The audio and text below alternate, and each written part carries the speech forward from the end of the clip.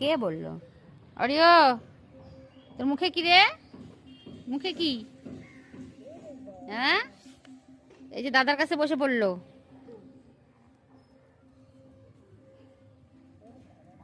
এই যে দাদা পরশুদিন চলে যাবে, তারপরে তারপরে কি হবে? দাদার সাথে আবার কতদিন পর দেখা হবে তোর?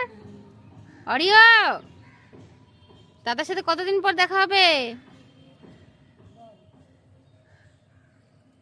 সে মনে কর সোনাই গাড়ি থেকে যখন নামছে আসার দিন, আমি ওকে নিয়ে দাঁড়াইছিলাম রাস্তায়, আমাকে কামড়ে হাঁচড়ে মনে কর আমার কোলের থেকে নামে ওর কাছে যাবে।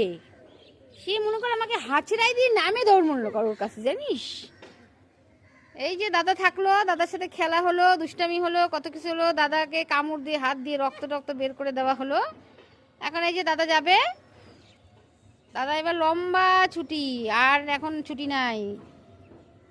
লম্বা ছুটি আর এখন ছুটি নাই মানে তাই না, লম্বা ছুটি হয়ে গেল একটা। আরে বাবা, আরে সোনা।